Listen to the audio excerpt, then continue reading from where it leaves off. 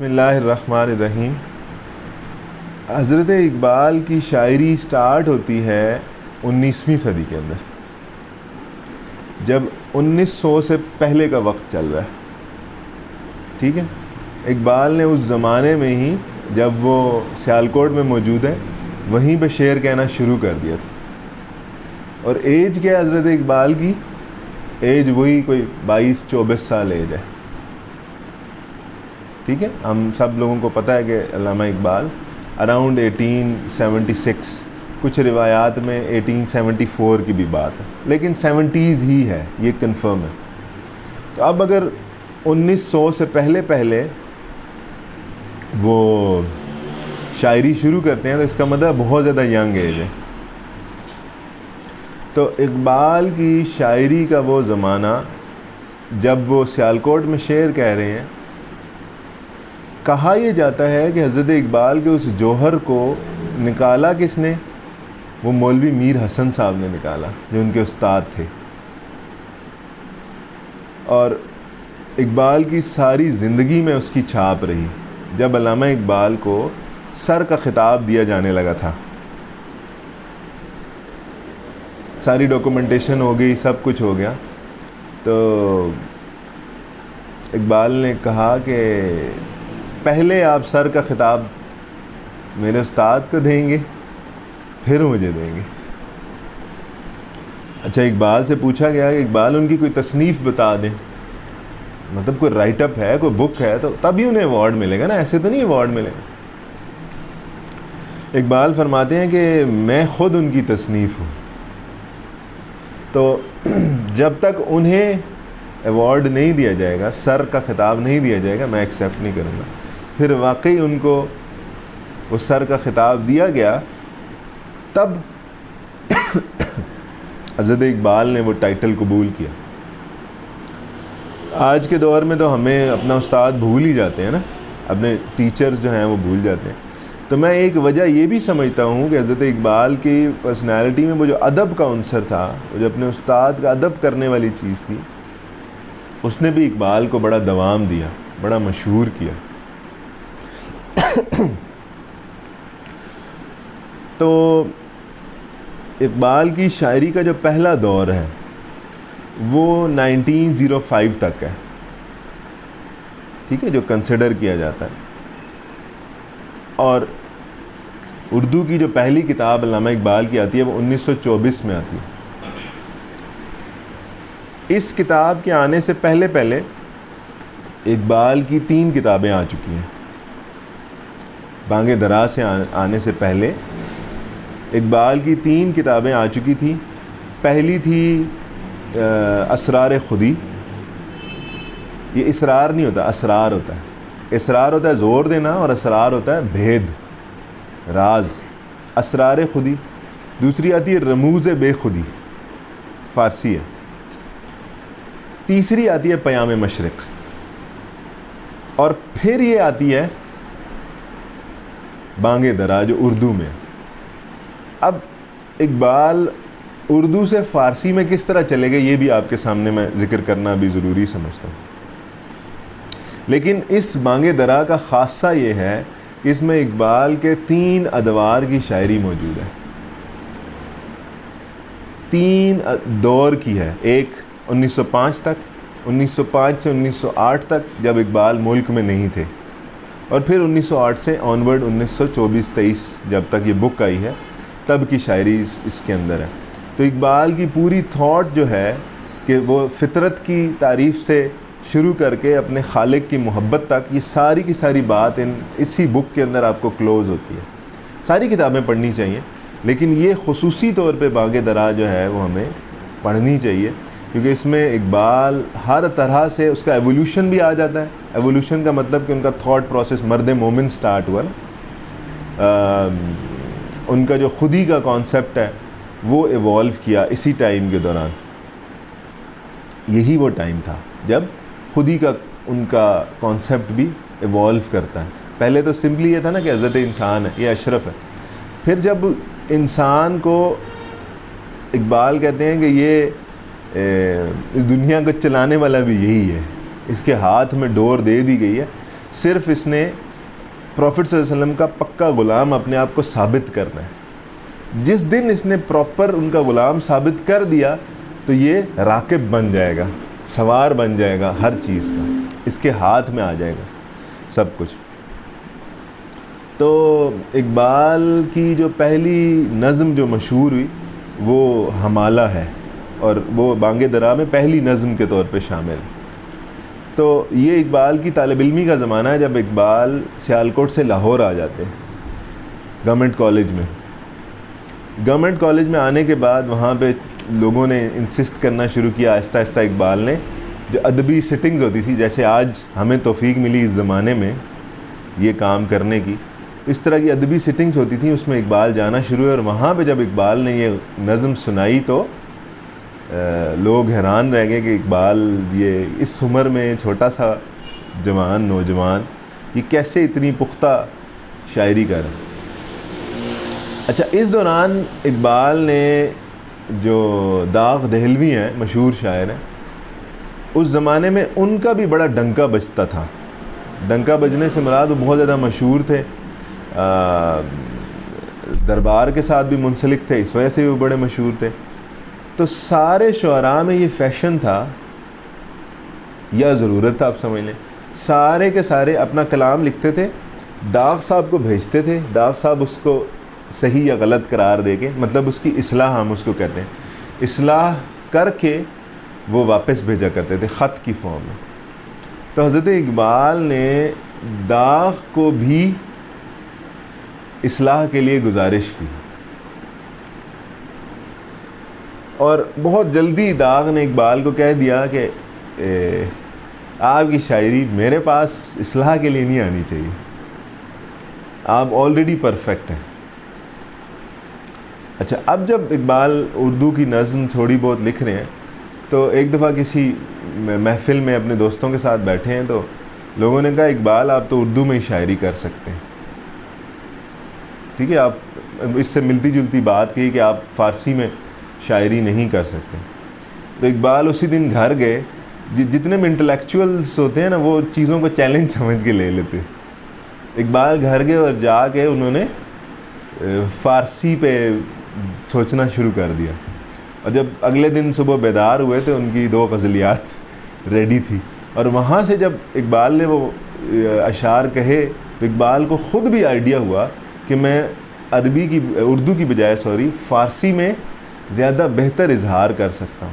تو پھر اسی طرف موو ہو گئے اور وہ 3 کتابیں فارسی کی پبلش ہو گئیں, اور اردو کی یہ ساری پھر جمع کر کے اتنے سارے سالوں کی 1924 تک کی وہ پھر اکٹھی کر کے بانگ درا کے اندر چھاپی گئی. بات سمجھ آ رہی ہے ہمیں؟ اچھا, اب یہ جو پہلا حصہ ہے, پہلے حصے میں بانگ درا کے 3 حصے ہیں. 3 حصے غزلیات کے ہیں, 3 حصے نظم کے ہیں, اور پھر تیسرے حصے میں ایک چھوٹا سا حصہ ظریفانہ بھی ہے. ظریفانہ کا مطلب ہے اس کے اندر اقبال نے مزاحیہ شاعری بھی کی ہے, ٹھیک ہے.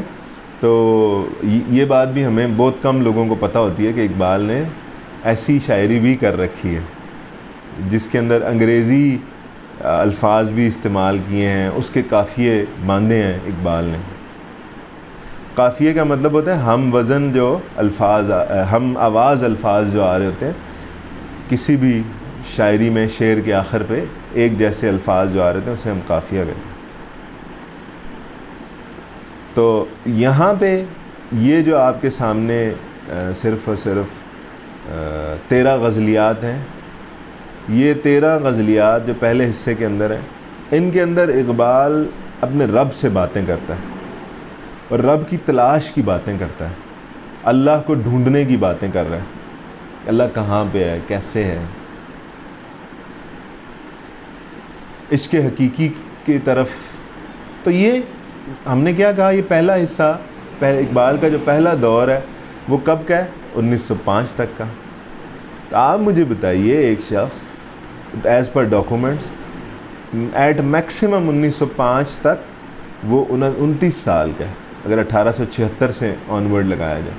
تو آج 29 سال کا آدمی کیا اس طرح کی تھاٹ رکھتا ہے؟ اب یہ 29 سال تک آنے کے لیے، اس تھاٹ تک آنے کے لیے، میں نے آپ کو یہ کہا کہ اقبال 90s سے شاعری کر رہے ہیں، تو اس کے اندر ڈیٹس مینشن نہیں ہے، پورا ایرا لکھا ہوا ہے کہ 1905 تک، تو اس کے اندر اقبال کی شروع کی بھی شاعری ہے اور لیٹر آن کی بھی 1905 تک کی، وہ ساری ینگ ایج کی شاعری ہے، لیکن اس ینگ ایج میں بھی اقبال نے اپنے رب کو ایسا پہچانا ہے، اور اقبال اپنے رب کی تعریفوں کے ارد گرد ساری باتیں کرتا ہے، ساری باتیں کرتا ہے، ہر چیز اپنے رب پہ جا کے ختم کرتا ہے، ٹھیک ہے، اسی کو حسین قرار دیتا ہے، اسی کو لیلا قرار دیتا ہے، اسی کا مجنوں بننے کی کوشش کرتا ہے۔ تو ہمارا اس دور میں ہمارا مسئلہ کیا ہے؟ ہم نے لیلا کو پتہ نہیں کیا بنا لیا، ہم نے مجنوں پتہ نہیں کیا قرار دے دیا، اور اس میں وہ اپنی ساری زندگی تباہ کر دیتا ہے، اس کا کوئی آؤٹ کم ہی نہیں ہے، اس کا کوئی بینیفٹ ہی نہیں ہے۔ تو غزل دیکھیے گا، جنہیں میں یہ اردو کے سلیبس میں بھی ہے، اس میں فرسٹ ایئر یا سیکنڈ ایئر میں، لیکن اس کے اندر سے چند ایک اشعار انہوں نے نکال دیے، باقی اس کو شامل کیے۔ جنہیں میں ڈھونڈتا تھا آسمانوں میں زمینوں میں، میں جن کو ڈھونڈ رہا تھا آسمانوں میں اور زمینوں میں، ہیونز اینڈ دا ارتھس، مطلب ایوری ویئر، ہر جگہ پہ میں نے ڈھونڈا ہے، ہر جگہ پہ میں نے تلاش کیا، وہ نکلے میرے ظلمت خانہ دل کے مکینوں میں۔ وہ کہتے ہیں نا، رب کہاں پہ ہے؟ کہاں پہ ہے رب؟ عرش پہ بیٹھا ہوا ہے، یا میری شارک سے زیادہ قریب ہے؟ اقبال یہ کہتے ہیں کہ وہ میں جسے زمین و آسمان میں ڈھونڈ آیا کہ مجھے رب ملے گا، کہاں پہ موجود ہے؟ وہ نکلے میرے ظلمت خانہ دل کے مکینوں میں۔ یہ جو میرا گناہوں سے آلودہ دل ہے نا، وہ وہیں پہ موجود تھا۔ میں نے غلطیاں کی، میں نے کوتاہیاں کی، میں نے سب کچھ کیا، لیکن اس کے باوجود اقبال کہہ رہے ہیں کہ میرا رب کہاں پہ ہے؟ یہیں پہ ہے۔ یعنی کہ اقبال آپ کو دعوت فکر دے رہے ہیں، دعوت فکر اس چیز کی کہ اگر آپ نے اپنے رب کو ڈھونڈنا ہے تو آپ کو اپنے آپ کو پہچاننا پڑے گا، اپنے آپ کو ڈھونڈنا پڑے گا۔ جیسے کہ اللہ کے نبی صلی اللہ علیہ وسلم فرماتے ہیں کہ جس نے اپنے نفس کو پہچان لیا اس نے رب کو پہچان لیا۔ من عرف نفسہ فقد عرف ربہ، اور کچھ جگہوں پہ اس طرح سے ہے، من عرف نفسہ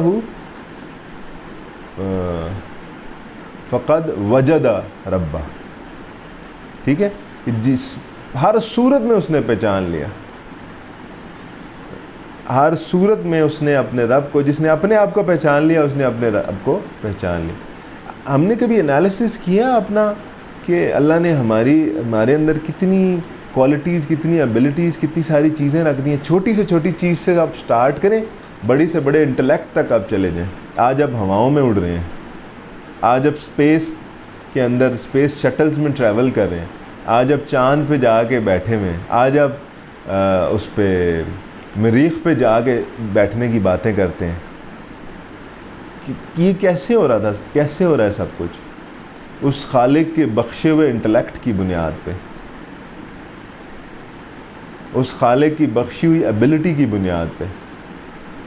تو جنہیں میں ڈھونڈتا تھا آسمانوں میں زمینوں میں اپنے رب کو ساری دنیا کے اندر گھوم کے ڈھونڈ رہا تھا، وہ نکلے میرے ظلمت خانہ دل کے مکینوں میں۔ اس میں جو خوبصورتی ہے نا، وہ ظلمت خانہ دل ہے، صرف دل نہیں ہے، میرے دل کا جو اندھیرے والا کمرہ ہے، مطلب جہاں آپ سوچ بھی نہیں سکتے کہ میرا رب کتنا قریب ہے، آپ کے وہم و گمان بھی نہیں ہوتا کہ رب اتنا قریب ہے، رب وہاں پہ موجود ہے۔ حقیقت اپنی آنکھوں پر نمایاں جب ہوئی اپنی، یہ دوسرا شعر بھی اسی معنی کا شعر ہے پہلے کا۔ حقیقت اپنی آنکھوں پر نمایاں جب ہوئی اپنی مکان نکلا ہمارے خانہ دل کے مکینوں میں. مکان نکلا ہمارے خانہ دل کے مکینوں میں. یہ جب مکان ہے یا خانہ دل ہے, خانہ دل تو اوبیسلی ہمارا مکان جب استعمال ہوگا زیادہ تر تصوف میں, صوفیاء کے ہاں, اولیاء کے ہاں, تو اس کا مطلب اللہ کا گھر کی بات ہو رہی ہے. تو اللہ کا گھر کہاں ہے؟ میرے دل میں. اب یہاں آپ دیکھیں, یہاں سے اقبال کی خودی کا کانسیپٹ شروع ہو رہا ہے. حقیقت اپنی آنکھوں پر نمایاں جب ہوئی اپنی. اب حقیقت کھل رہی ہے نا, ریئلٹی سامنے آ رہی ہے کہ حضرت انسان کیا ہے. حضرت انسان کہ آپ کے اپنے ہاتھ میں ہے کہ آپ نے شیطان ثابت ہو جانا ہے, آپ نے فرشتہ ثابت ہو جانا ہے. ٹھیک ہے, تو انسان میں اللہ نے دونوں جبلتیں رکھ دی ہیں. شیطان بھی آپ کے آنے سے پہلے موجود ہے, ابلیس ہے, شیطان آپ کی وجہ سے ہوا, اور فرشتے بھی موجود ہیں آپ کے آنے سے پہلے. آپ کو خالق بناتا ہے. اب آپ کے سامنے یہ دو ہی مخلوقات تھی اس وقت. اب آپ کے اندر آپ کی چوائس ہے, اللہ نے آپ کو دو راستے دکھا دیے ہیں. اب آپ کی چوائس ہے کہ آپ نے شیطان بننا ہے, شیطان بن جائیے, یا آپ نے فرشتے کی طرف ٹریول کرنا ہے تو آپ فرشتے بن جائیے. اب شیطان ہو یا فرشتہ ہو, اللہ نے اس وقت کی ساری مخلوق کو, یہ عزازیل صاحب جو تھے جن کو ہم ابلیس کہتے ہیں, ان کو بھی آرڈر ہوا تھا نا انسان کو سجدہ کرو. اس کا مطلب ہے خالق نے تو آپ کو سپیریئر قرار دیا تھا. مجھے یہ بتائیے کہ کیا آج کے دور میں جتنی ہم خرابیاں اپنے ارد گرد دیکھ رہے ہیں, جتنے ہم اپنے ارد گرد مسائل دیکھ رہے ہیں, جتنی اخلاقی گراوٹ دیکھ رہے ہیں, کیا آج کے انسان کو اللہ فرشتوں کو کہے گا اس کو سجدہ کرو؟ نہیں کہے گا نا. تو اقبال اس انسان کی بات کرتے ہیں. اور نمبر 2, جب انسان کی بات کرتے ہیں تو اس سے مراد اللہ کے نبی صلی اللہ علیہ وسلم ہوتے ہیں. اقبال یا تو مرد مومن کی بات کرتے ہیں, ایسا مرد مومن کہ ایک اور جگہ اقبال فرماتے ہیں, وہ سحر کے جس سے لرزتا ہے شبستان وجود, ہوتی ہے بندہ مومن کی اذان سے پیدا. مومن کی اذان اگر خالص ہے نا تو ایسی صبح ہوگی. مطلب صبح سے مراد یہ ہے کہ ساری تکلیفیں, ساری خرابیاں, ساری خامیاں دنیا سے ختم ہو جائیں گی. وہ کیسے ہوگی؟ ایسی صبح جس سے شبستان وجود لرزتا ہے, جس سے پوری کائنات لرز اٹھے گی. لیکن اس کے لیے کیا کرنا پڑے گا؟ ایمان پیدا کرنا پڑے گا. تو اقبال اس چیز کے قائل ہے کہ ٹھیک ہے وہ لوگ پرفیکٹ تھے, وہ بڑے انسان تھے, لیکن آج اگر آپ اس انسانوں کے وہی والی تھاٹ, وہی والا ایمان, وہی والا پیٹرن آپ ڈیولپ کر لیں گے تو آج بھی ہو اگر براہیم کا ایمان پیدا, آگ کر سکتی ہے انداز گلستاں پیدا. آگ کے اندر یہ اللہ نے ٹھیک ہے اس کے اندر ایک جبلت رکھی ہے, لیکن جب اللہ کے بن جائیں گے, اس کے بن جائیں گے, تو پھر وہ آگ بھی آپ کو نقصان نہیں دے رہی ہے. اگر کچھ آشنا ہوتا مذاق جبہ سائی سے, تو سنگ آستان کعبہ جا ملتا جبینوں سے. مطلب یہ اتنا خوبصورت شعر ہے, اس کو اب 1000 دفعہ بھی پڑھیں تو پھر بھی مزہ دے گا. لفظی ترجمہ دیکھیے. اگر کچھ آشنا ہوتا, اگر پتہ چلتا, اس کو علم ہوتا مذاق جبہ سائی سے, ماتھے کو ٹیکنے سے, مطلب سجدہ کرنے سے. اگر سجدہ کرنے کے ذوق کا پتہ ہوتا, مذاق بھی ہم جو لفظ بولتے ہیں وہ ذوق سے بولتے ہیں, تو پہلے ذوق والے لوگ ایسی بات کرتے تھے جس کے اوپر مسکراہٹ آ جائے. اب مذاق نے بدتمیزی کی شکل اختیار کر لی. اگر کچھ آشنا ہوتا مذاق جبہ سائی سے، اگر پتہ چل جاتا ذوق سجدہ کرنے کا، سجدہ کرنے میں لذت کیا ہے، سجدہ کرنے میں مزہ کیا ہے، اللہ کے سامنے ماتھا ٹیکنے سے اس کی اہمیت کیا ہے، وہ جو سر ہم اللہ کے سامنے رکھ دیتے ہیں اس کی امپورٹنس کیا ہے، اگر پتہ ہوتا، کس کو پتہ ہوتا؟ سنگ آستان کعبہ، کعبہ کی دروازے کا جو پتھر ہے اس کو پتہ ہو کہ مومن کے سجدے کی کوالٹی کیا ہے، تو کیا ہوتا؟ وہ وہاں سے خود ہی اکھڑتا، تڑپ کے آ کے آپ کو یہاں پہ بوسہ دیتا. مطلب بندہ مومن کو زمین پہ سر رکھنے کی ضرورت نہ پڑتی، زمین اٹھ کے اس کے ماتھے کے ساتھ چپک جاتی.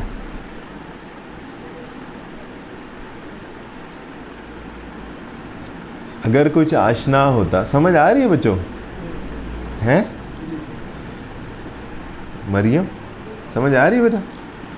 اگر کچھ آشنا ہوتا مذاق جبہ سائی سے تو سنگ آستان کعبہ جا ملتا جبینوں سے، تو ماتھے کے ساتھ جا کے اب دیکھیں زمین میں سب سے محترم زمین وہی والی ہے نا، وہی والا پتھر سب سے زیادہ محترم ہے، اس لیے اقبال نے اس کی طرف اشارہ کیا. اگر وہ آ کے ماتھے کے ساتھ بندہ مومن کے ماتھے کو بوسہ دینا چاہ رہا ہے تو پھر باقی زمین تو کسی چکر میں ہی نہیں ہے. کبھی اپنا بھی نظارہ کیا ہے تو نے اے مجنوں، اس کے اندر اقبال اپنی محبت کی طرف بھی اشارہ کر رہے ہیں. اپنی محبت جو اقبال خود مجنوں بنے بیٹھے ہیں نا اپنے رب کے لیے، اور وہ لوگ بھی جو اپنے رب کی خالص محبت میں مبتلا ہے. کبھی اپنا بھی نظارہ کیا ہے تو نے اے مجنوں، کہ لیلا کی طرح تو خود بھی ہے محمل نشینوں میں، کہ لیلا کی طرح تو خود بھی ہے محمل نشینوں میں. محمل کس کو کہتے ہیں پتہ ہے کسی کو؟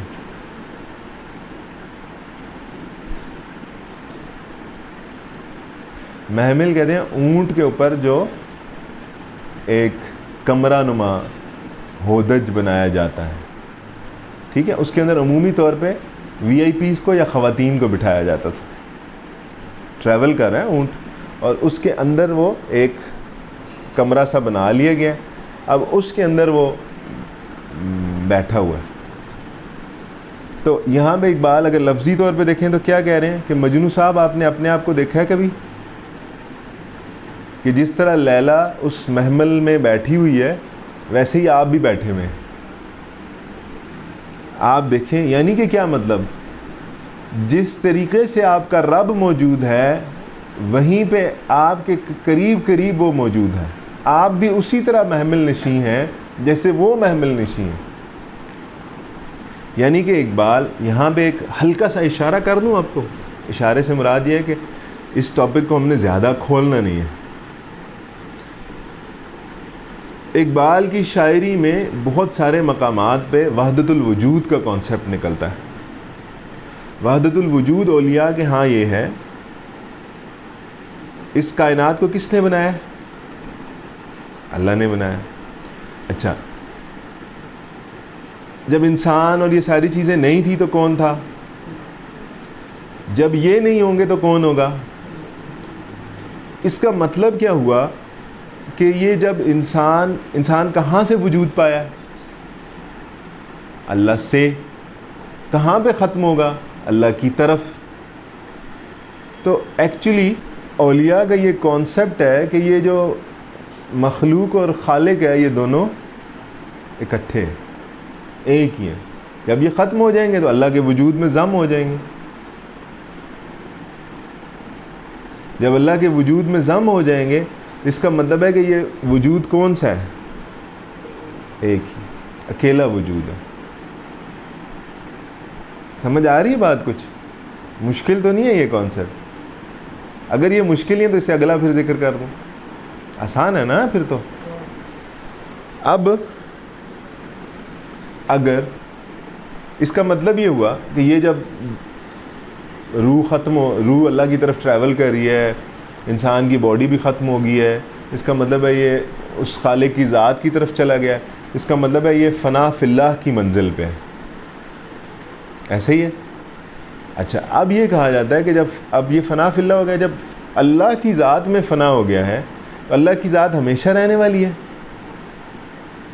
اب جب اللہ کی ذات ہمیشہ رہنے والی ہے تو اس کا مطلب یہ ہے کہ اللہ کی ذات ہمیشہ باقی بھی رہنے والی ہے. ٹھیک ہے. تو یہ جو انسان ہے جب چلا جاتا ہے تو ایکچولی یہ جب اس میں ضم ہو جاتا ہے تو فنا فی اللہ ہونے کے بعد یہ باقی باللہ بھی ہو جاتا ہے, ہمیشہ کے لیے یہ اب باقی بھی ہے جس مرضی فارم میں ہے. ٹھیک ہے. جیسے وہ ہندوز کیا کرتے ہیں, جلا دیتے ہیں باڈی اور پھر وہ راکھ کو لے کر کیا کرتے ہیں, بہا دیتے ہیں, یا آج کل ہم نے کچھ جگہوں میں دیکھا اڑا بھی دیتے ہیں. ٹھیک ہے. تو وہ کیا کہتے ہیں, وہ کہتے ہیں یہ پوری کائنات میں ڈیزالو ہو گیا. ٹھیک ہے. تو اولیاء کے ہاں کیا کانسیپٹ ہے کہ وہ ڈیزالو ہوتا ہے, لیکن جب اللہ موجود ہے تو اس کا مطلب ہے وہ بھی اس کے ساتھ موجود ہے. کبھی اپنا بھی نظارہ کیا ہے تو نے اے مجنوں. مجنوں صاحب آپ نے دیکھا ہے اپنے آپ کو, اب عام چیز نہیں ہے کہ لیلا کی طرح تو خود بھی ہے محمل نشینوں میں, کہ صرف لیلا باقی نہیں ہے آپ بھی باقی ہیں. سمجھ آ گئی بات؟ آگے دیکھیے. مہینے وصل کے گھڑیوں کی صورت اڑتے جاتے ہیں, مگر گھڑیاں جدائی کی گزرتی ہیں مہینوں میں. غور سے سمجھیے گا بات. ایک تو لفظی وصل کہتے ہیں ملاقات کو, وصل کے گھڑیوں کی صورت اڑتے جاتے ہیں. جب ملاقات ہوتی ہے تو ٹائم کا پتہ ہی نہیں چلتا ہے کیسے گزر جاتا ہے. مگر گھڑیاں جدائی کی گزرتی ہیں مہینوں میں, لیکن جو جدائی ہے, جو انتظار ہے, وہ بہت زیادہ ٹائم لیتی ہے. اب کہنے کو آپ اسے مجاز کے معنی میں لینا چاہیں, دنیاوی محبوب کے معنی میں لینا چاہیں, آپ لیتے رہیں, کوئی مسئلہ نہیں. لیکن مجھے جو بات سمجھ آئی ہے وہ دیکھیے گا. یہ دنیا میں وقت بڑا تھوڑا ہے نا, اور اس دنیا کے جانے کے بعد کی زندگی ہمیشہ ہمیشہ کی ہے. ایسا ہی ہے نا, ہمیشہ ہمیشہ کی. اچھا, جب وہ ہمیشہ ہمیشہ کی ہے تو وہ کون سی زندگی ہے؟ وصل کی ہے, وہ اللہ سے ملاقات کی زندگی ہے. یہاں پہ کون سی زندگی ہے؟ فراق کی زندگی ہے, انتظار کی زندگی ہے. سارے اللہ کے نیک بندے اللہ کی ملاقات کا انتظار کر رہے ہیں. اور یہ جو آپ دیکھتے ہیں آپ کے ارد گرد جو عرس کا کانسیپٹ ہے وہ بھی اسی بنیاد پہ ہے. ہم اسے صحیح غلط نہیں کہہ رہے ہیں پلیز. جب ہم اکیڈمیشین کے طور پہ بیٹھتے ہیں ہم یہ بات کر رہے ہوتے ہیں کہ ہم نے اس سے انڈرسٹینڈنگ لینی ہے, ہم مسالک کی بات نہیں کر رہے ہوتے ہیں. ٹھیک ہے.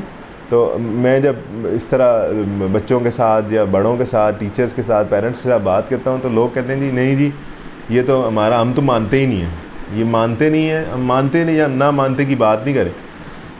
جس دن وہ اللہ کا ولی اللہ سے ملاقات کرتا ہے, جس دن وہ دنیا سے چلا جاتا ہے, وہ اس کے لیے دنیا کا دی بیسٹ ڈے ہوتا ہے, سیلیبریشن کا دن ہوتا ہے.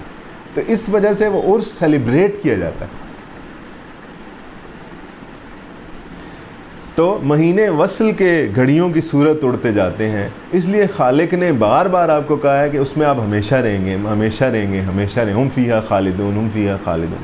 دیکھیں نا آپ نے, اللہ بار بار ذکر کرتا ہے تاکہ آپ کو یہ تسلی رہے کہ اگر وصل ہو جائے تو وہ ٹائم بے شک زیادہ ہو تو وہ ختم ہی نہ ہو جائے. انسان کو یہ فکر ہے.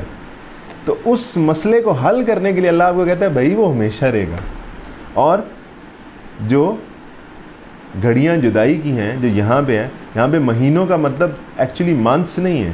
ٹھیک ہے. اس کو کمپیئر کیا جا رہا ہے ایک مومنٹ سے اور ایک مہینے سے, کہ میری جو زندگی گزر رہی ہے وہ اپنے خالق کی محبت کے وصل کے انتظار میں جو گزر رہی ہے وہ کیسے کس ایک نہ ایک دن جا کر ختم ہوگی اور اپنے رب سے میں ملاقات کروں. ٹھیک ہو گیا؟ ہمیں کچھ اچھا لگ رہا ہے یا نہیں لگ رہا آنیسٹلی ہے؟ پھر ہم آگے چلیں. یس اور نو؟ اوکے. ہم تو کلاس میں پڑھاتے بھی نہیں ہیں جب تک یہ یس نہ لے لیں.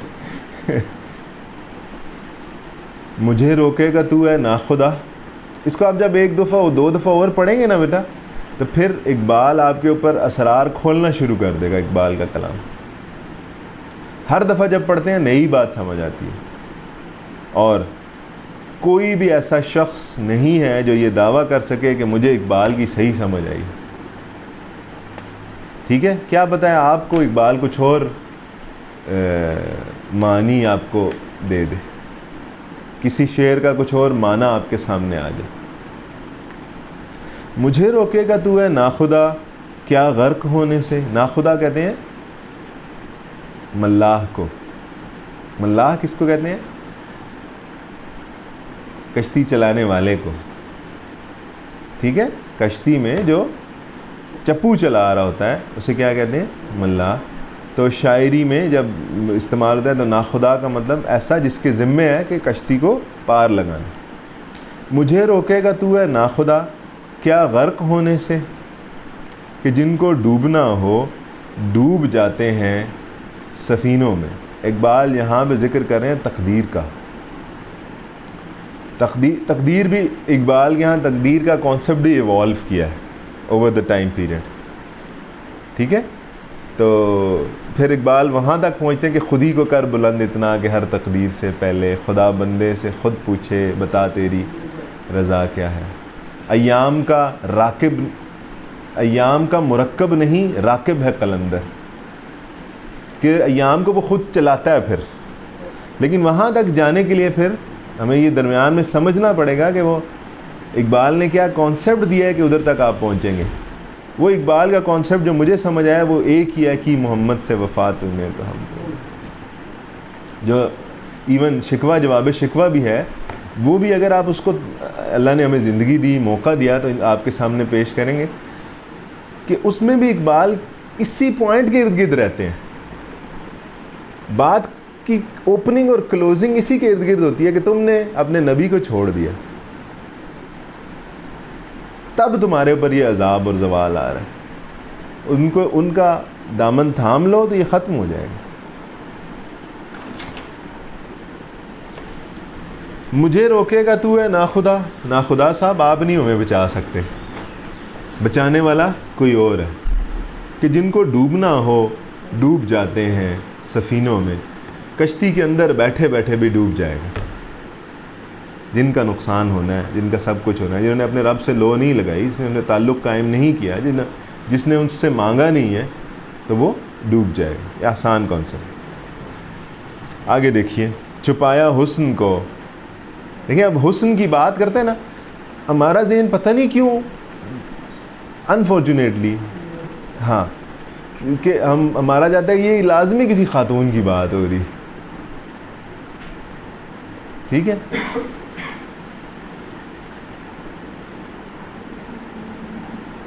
آہ ان کے ایام پہ عورت ہے سوار, اس طرح کر کے شعر ہے.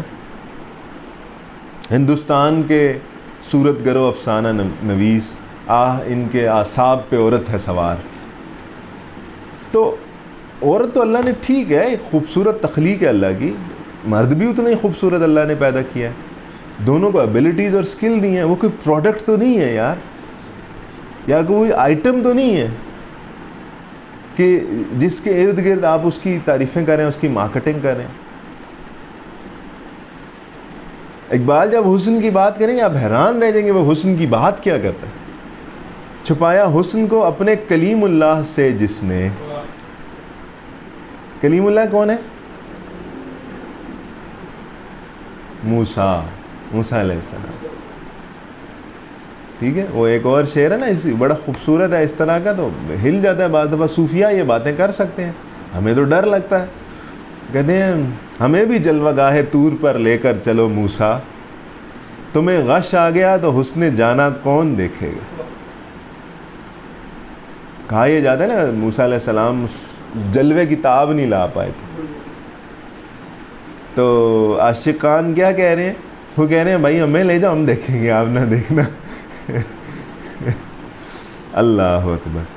تو کلیم اللہ سے اس نے اپنے حسن کو چھپایا ہے نا, ظاہر نہیں کیا, اور کہا موسیٰ علیہ السلام کو کہ آپ مجھے نہیں دیکھ سکتے, لن ترانی. ٹھیک ہے, تو اقبال نے ایک اور جگہ پہ اس کا ذکر بھی کیا ہے, وہی لن ترانی سنا چاہتا ہوں. ٹھیک ہے, میری سادگی دیکھ کیا چاہتا ہوں. تو اس میں ایک شعر میں حضرت اقبال یہ بھی کہتے ہیں کہ میں وہ موسیٰ علیہ السلام والی, جیسے موسیٰ علیہ السلام کو کہا تھا نا آپ نہیں دیکھ سکتے, تو میرے شوق کا اتنا بھرم تو رکھ, مجھے جواب تو دے. چھپایا حسن کو اپنے کلیم اللہ سے جس نے, کس نے چھپایا؟ وہی ناز آفری ہے جلوہ پیرا نازنینوں میں. اور اس نے موسیٰ سے تو چھپایا ہے, لیکن آپ دیکھیں کہ اس کائنات میں کو بکو پھیلا ہوا حسن کیا اس میرے رب کو دکھاتا نہیں ہے؟ کیا میرا رب ان ساری چیزوں کے, ایکچولی اقبال نے جو قافیہ یوز کیا, ان سارے حسینوں میں وہ حسین نظر نہیں آتا مجھے. تو اشارہ یہ دنیا میں جتنی بھی حسین چیزیں ہیں ساری کی ساری, ایوری تھنگ, ان ہر حسین چیز کے اندر مجھے اپنا رب نظر آتا ہے. وہ دعویٰ کر رہا ہے, اس نے موسیٰ کے سامنے ظاہر نہیں کیا, لیکن وہ جلوہ پیرا ہے, ہر طرف جلوہ پیرا ہے. جلا سکتی ہے شمع کشتہ کو موج نفس ان کی. شمع کشتہ کہتے ہیں ایسی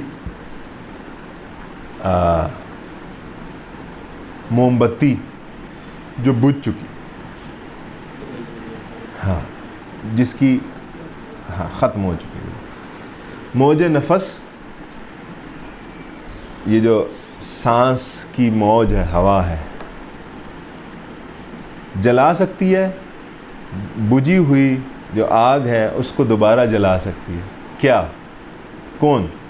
الہی کیا چھپا ہوتا ہے اہل دل کے سینوں میں. جو اہل دل ہیں, جو تیرے نیک بندے ہیں, ان کو اللہ نے یہ ایبلٹی دی ہے کہ ایسا دل جو بجھ چکا ہے اس کو بھی دوبارہ سے بیدار کر دیں. یعنی کہ اولیاء کی کرامت کی طرف اشارہ ہو رہا ہے کہ اولیاء کے اندر لفظی طور پہ یہ ایبلٹی موجود ہے کہ وہ بجھی ہوئی آگ کو بھی جلا سکتے ہیں. ایک پھونک ماریں گے تو آگ جل جائے گی. الہی کیا چھپا ہوتا ہے اہل دل کے سینوں میں. تو وہ جو سینے میں جو چیز ہے نا, اقبال اس کی تلاش میں ہے, اور اسی کی پھر پریچنگ کرتے ہیں آگے اپنی پوری شاعری کے اندر. آپ کو بتایا نا یہ 1905 تک کی غزلیات ہیں, اس میں سے ہم دیکھ رہے ہیں. جلا سکتی ہے شمع کشتہ کو موج نفس ان کی. الہی کیا چھپا ہوتا ہے اہل دل کے سینوں میں. اہل دل کے سینوں میں کیا ایسی چیز ہے جو اس بجھی ہوئی شمع کو بھی جلا سکتی. تمنا درد دل کی ہو تو کر خدمت فقیروں کی. اگر آپ کو درد دل کی خواہش ہے, اور درد دل کا تعلق کس کے ساتھ, انفارچونیٹلی ہم نے یہی کیا کہ ہم نے وہی جو مجازی معنوں کے اندر ہم نے سارے کے سارے کلام جوڑ دیے. میں بات تھوڑی سخت کرنے لگا, وہی بول و براز کے مجسمے کے ارد گرد ہم نے اپنی محبت بلڈ کر لی. بول و براز کا مجسمہ سمجھتے ہیں؟ بولنا میرے لیے مشکل ہے. پیشاب پخانے کا مجسمہ, اس کے ارد گرد سب کچھ بلڈ کر لیا. اس کو ہم کہتے ہیں یہ میری زندگی ہے, یہ میری کائنات ہے. What naan sense. مجھے بتائیں, وہ جس نے اس بول و براز کے مجسمے کو اپنا رب مان لیا ہے, ایکچولی مان لیا, جس نے مان لیا ہے اس کو فرشتے سجدہ کریں گے؟ کبھی بھی نہیں کریں گے. تو کسی دن مجھے موقع ملا تو آپ کو ایک اور سٹوری سناؤں گا اس کانسیپٹ کے ارد گرد. تمنا درد دل کی ہو تو کر خدمت فقیروں کی. تو فقیروں کے پاس جانا پڑے گا. تو واسطے صاحب فقیر کی ڈیفینیشن کیا کرتے ہیں؟ نمبر 1 وہ بے ضرر ہو جائے, جس سے کسی کو کوئی نقصان نہیں ہے, اور نمبر 2 جو لوگوں کے لیے فائدہ مند ہو جائے, وہ فقیر ہے. بے ضرر ہو کر جو فقیر ہو جائے, بے ضرر ہو کر فائدہ مند ہو جائے, وہ فقیر ہے. تمنا درد دل کی ہو تو کر خدمت فقیروں کی، نہیں ملتا یہ گوہر بادشاہوں کے خزینوں میں۔ آپ کو اگر درد دل چاہیے، اپنے رب کی محبت چاہیے، تو آپ کو وہ بادشاہوں کے خزانوں میں نہیں ملے گا، آپ کو کہاں پہ ملے گا؟ فقیروں کے پاس سے ملے گا۔ اور فقیر کی ڈیفینیشن میں نے آپ کے سامنے کر دی ہے۔ فقیر وہ نہیں ہے جو دروازے پہ آ گیا، وہ بھی سکتا ہے اس کے اندر، لیکن لازمی نہیں ہے کہ وہ مانگنے والا ہے۔ فقیری کا تعلق پیسوں کے ساتھ نہیں، فقیری کا تعلق دل کی اور دماغ کی کیفیت کے ساتھ۔ اور حضرت اقبال یہ فقر کا موضوع بڑے مزے سے کھولتے ہیں۔ فقر کو اقبال کمپیئر کرتے ہیں عقل کے ساتھ۔ زندگی ہوئی تو پھر اس پہ بات۔ اچھا، نہ پوچھ ان خرقہ پوشوں کی، ارادت ہو تو دیکھ ان کو۔ یہ جو اپنے اوپر خرقہ لے کے پھٹے پرانے کپڑے پہن کے بیٹھے ہوئے ہیں، ان کے بارے میں مجھ سے لمبے چوڑے سوال نہ کریں، جا کے خود انالیسس کر لیں، آپ کو پتہ چل جائے گا۔ یہ جب اپنا راز آپ کے سامنے کھولیں گے نا اولیاء، تو تب آپ کو پتہ چل جائے گا۔ ید بیضا لیے بیٹھے ہیں اپنی آستینوں میں۔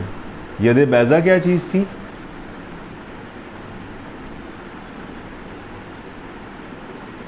ید بیضا، چمکتا ہوا ہاتھ، کس نبی کو ملا تھا؟ موسیٰ علیہ السلام کو۔ یہی جو کلیم اللہ ہے، اتنے لاڈلے نبی ہیں، عصا زمین پہ پھینکتے ہیں اژدہا بن جاتا ہے، ٹھیک ہے، اللہ سے ملاقات کی خواہشیں ظاہر کرتے ہیں، اس کے دیدار کی خواہش کرتے ہیں، ایسا جلیل القدر نبی۔ بھائی ہم نے تو دیکھنا ہے، ہم نے تو آپ کو دیکھنا ہی دیکھنا ہے۔ تو حضرت اقبال یہ کہہ رہے ہیں کہ اگر کوئی فقیر ہے، سچا فقیر ہے، تو اس کے بارے میں آپ کو بتاتا کچھ بھی نہیں ہوں، میں نہیں بتاتا وہ کیسے ہیں۔ ہاں، وہ جو فقیر ہے اس کا منیمم یہ ہے کہ اس کا ہاتھ چمکتا ہے، سورج کی طرح چمکتا ہے۔ اور یہ استعارہ کس چیز کا؟ علم و فضل کا، علم و حکمت کا، روشنی چمکتی ہے، تو وہاں سے کیا پھیلتا ہے؟ علم و حکمت اور فیض پھیلتا ہے۔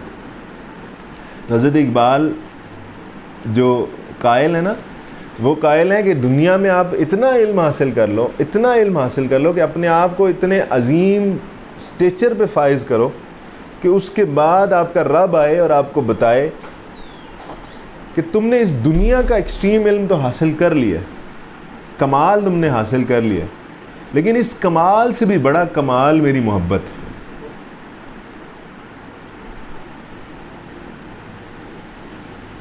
ہے۔